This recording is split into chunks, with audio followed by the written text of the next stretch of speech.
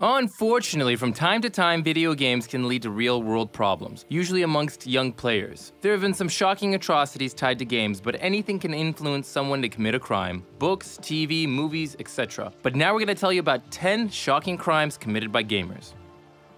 19-year-old Anthony Graziano spent most of his time playing video games like GTA. As he later claimed in court, this led him to want to try to make his own Molotov cocktail, which he threw at a synagogue in North Jersey. During his defense testimony, his lawyer told the jury that it was the fault of the games that led him to losing grips on reality.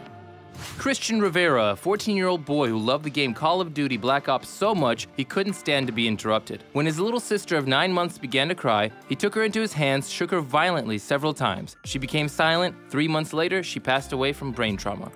July 3, 2010, 20-year-old Canadian Jordan Osborne heard angry yelling coming from his neighbor's home. Everything seemed alright. His neighbor, Justin Williams, was sitting at his computer playing World of Warcraft. He was flustered, discussing things with other players, and Jordan tried to calm him down by saying, "Bro, it's just a game." Justin responded violently, saying, "It's not a game, it's my life," grabbing Jordan by the neck and stabbing him in the stomach. Fortunately, Jordan was rushed to the hospital in time. In 2001 in the US, the world was witness to another instance of video game violence. 15-year-old Gavin Allen Prince did little else than play his console. His 77-year-old great-grandmother asked him to take a break and help with a chore, to which he replied by grabbing the samurai sword hanging on the wall and lashing out at her, taking her life. He then proceeded to go after his grandmother, who escaped in time to lock herself up in a room. Gavin proceeded by going outside to chase passerbyers with the sword before he was tased and arrested. The kid received life in prison.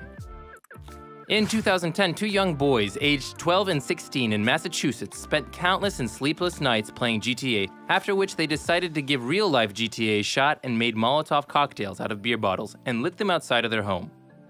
25-year-old Choi and 40-year-old Kim from South Korea absolutely adored one another and spent nights on end in internet cafes playing the game Prius, where they took care of their virtual baby. Everything was going well until after a 12-hour gaming session, they returned home and saw that their real 3-month child had died from starvation. Couple claimed that they were unprepared for real parenthood, and during their trial, it was revealed that Kim was pregnant again. 15-year-old Sylvie Savin was crazy about anything that had to do with Counter-Strike, skipped school for 7 months out of the year, and his mother threatened to turn off the internet by not paying the bills, to which her own son stabbed her 17 times, and after which took all the money he could find in the house and went to an internet cafe. After a couple of hours, he was taken into custody by the police. Brothers Will and George, aged 15 and 13, revealed that they wanted to recreate the game GTA in real life. They took a sniper rifle and actually murdered one person and injured another. During their testimony, the two kids said they had no intentions to harm anyone. 22-year-old Chiba Sadyats took the lives of many people in video games before he decided he wanted to see what it would be like in real life. He slashed an 83-year-old retiree that was his former nanny.